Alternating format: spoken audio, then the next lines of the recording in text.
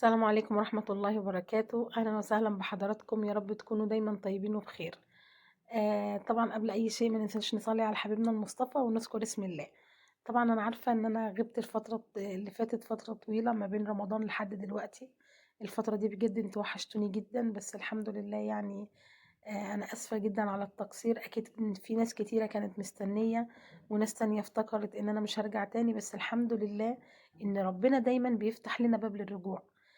أنا حاسة إن أحسن وقت صراحة نرجع فيه هو الوقت ده. إحنا طبعًا داخلين على أيام عظيمة جدًا، أيام ربنا بيحب فيها الطاعة والذكر، ويمكن الفيديو ده ما يكونش صدفة، يمكن ربنا ساقك دلوقتي تسمع الكلام ده علشان قلبك محتاج يهدى شوية. علشان كده النهارده مش هنتكلم كلام تقيل ولا صعب، هنقعد كده مع بعض نذكّر نفسنا، لإن كل واحد فينا أكيد تعبان وعايز يقرّب من ربنا أو يرجع تاني. تعرفوا أكتر حاجة يا جماعة غريبة إيه؟ إن الإنسان أوقات بيبقى نِفْسه يقرّب من ربنا لكنّه مش قادر، يحس كده نَفْسه يقوم يصلّي يلاقي نَفْسه مخنوق، يفتح القرآن شوية يلاقي يقفله، يدعي وهو حاسس إن قلبه مطفي، يبُص لنَفْسه كده يقول إيه ده، هو أنا بعدت كده ليه، هو في إيه؟ عارف الحقيقة أنت ما بعدتش ولا حاجة، لإن كُلّنا كبشر بنمُر بده، حتى الصالحين كانوا في بعض الأوقات بيضعفوا، بس الفرق بقى بين شخص والتاني إن في حد بيستسلم للبُعد ده وفي حد بيحاول يرجع لو حتى بيزحف. ربنا سبحانه وتعالى مش مستني منك تبقى كامل، ربنا مستني منك ترجع. في الحديث الصحيح ان النبي صلى عليه قال: كل ابن ادم خطاء وخير الخطائين التوابون. يعني كلنا بنغلط، كلنا بنضعف، لكن احسن الناس اللي بيرجع تاني. تخيلوا قد ايه الحديث ده مريح.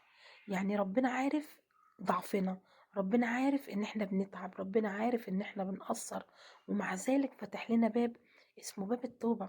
اسمع كده ان كان في شاب كان بعيد جدا عن ربنا، وكان دايما يقول انا خلاص بقى، انا ضعت، انا اكيد ربنا مش راضي عني. في يوم من الايام كان حران كده وقال يدخل المسجد بقى ايه، يستخبى من الحر شوية. فبالصدفة الشيخ كان بيتكلم عن رحمة ربنا، وقرأ الآية: بسم الله الرحمن الرحيم، قل يا عبادي الذين أسرفوا على أنفسهم لا تقنطوا من رحمة الله.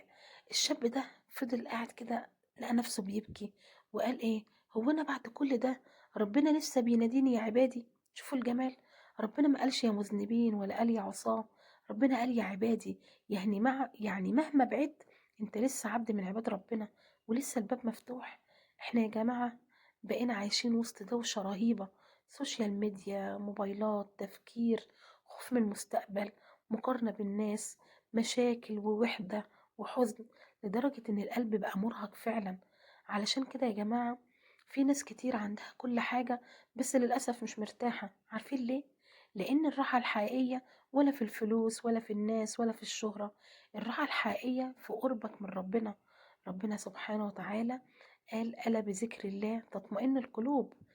مش تهدى، لأ، قال تطمئن، يعني تحس بالأمان وبالراحة وبالسند. لو انت لو انت دلوقتي تعبان، اسمع كويس.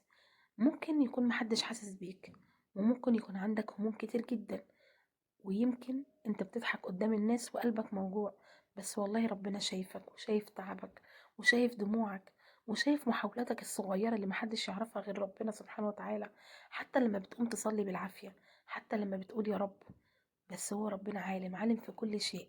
في الحديث الصحيح النبي صلى عليه قال: إن الله لا ينظر إلى صوركم ولا إلى أموالكم ولكن ينظر إلى قلوبكم وأعمالكم. يعني الأهم عند ربنا قلبك، صدقك، محاولاتك.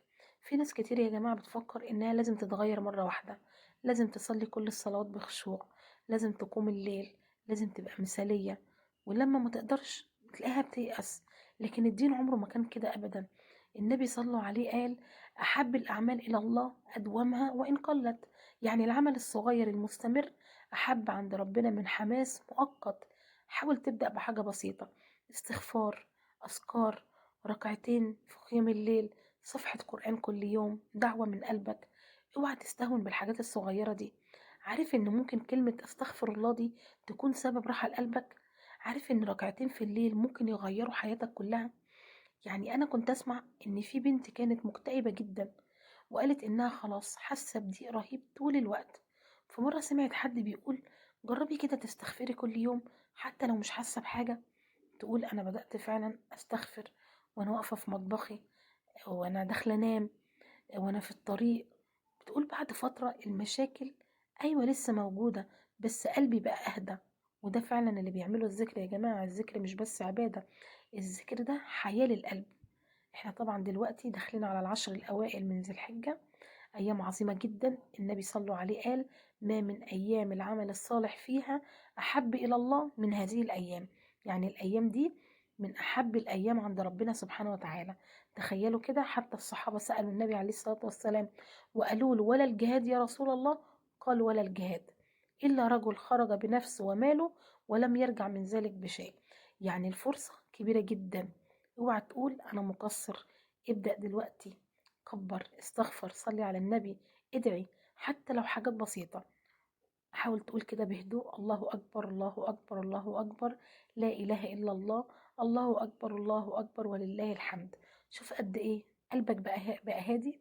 شوف الذكر بيهدي القلوب إزاي.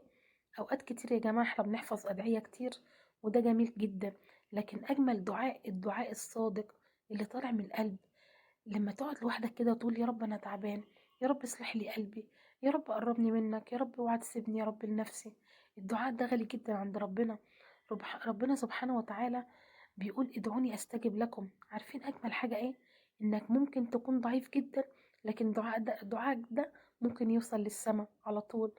كان في دايما كانت بتحكي بتقول ان ابنها كان مريض جدا. الدكاترة خلاص قالوا ان حالته صعبة، وهي كانت دايما تقوم الليل وتدعي وتبكي لربنا، وكان املها في ربنا كبير جدا.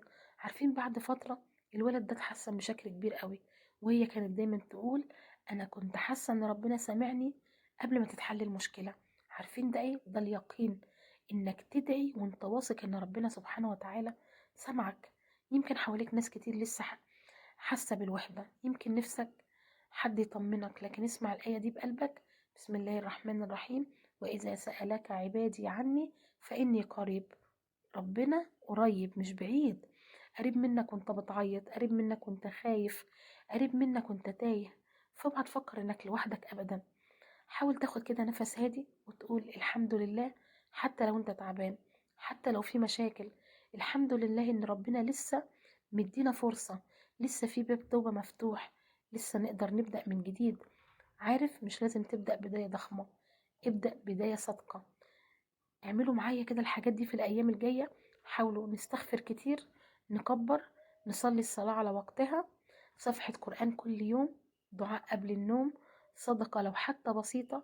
ما تسيبش نفسك للفراغ طول الوقت، مهم جدا. بلاش جلد للذات. في ناس كل شوية تقول: أنا وحش، أنا مقصر، أنا ضايع. لأ، طالما نفسك ترجع لربنا يبقى الخير لسه جواك. في الحديث الصحيح عن الراجل اللي قتل 100 نفس ورغم ذنوبه الكبيرة، لما صدق ربنا في التوبة، ربنا فعلا عرف انه راجع بقلبه، راجع، فربنا غفر له. شوفوا الرحمة قد ايه، شوفوا ربنا قد ايه عظيم. فاحنا مهما قصرنا يا جماعة، باب ربنا اكبر من اي تقصير. انا مش بقول لكم الكلام ده عشان انا حد مثالي ولا كده، لا، احنا كلنا بنغلط وكلنا بنتعب وكلنا محتاجين ربنا. بس اجمل حاجة ان ربنا عمره ما بيقفل الباب. فعلشان كده اوعى تيأس، اوعى تقول فات الاوان. طالما ان الروح فينا يبقى لسه في فرصة. يا رب كل حد يسمع الفيديو ده، يا رب تريح قلبه، يا رب طمن كل مهموم، يا رب اشفي كل مريض، يا رب ارزق كل مشتاق للراحة، راحة حقيقية يا رب. يا رب قربنا منك، ما تسيبناش لنفسنا ابدا يا رب طرفة عين. لو الفيديو ده لمس قلبك اوعى تنسى تبعته لحد محتاج يسمع الكلام ده. وان شاء الله هنبدأ مع بعض رحلة جميلة جدا لحد العيد. بس ما تنسونيش من صالح الدعاء، وخلي دايما بينك وبين ربنا وقت، لو حتى دقايق بسيطة. شكرا جدا على حسن استماعكم. لو وصلتم لحد هنا ما تنسوش تصلوا على حبيبكم النبي وتذكروا اسم الله في التعليقات. شكرا جدا، في حفظ الله ورعايته. السلام عليكم.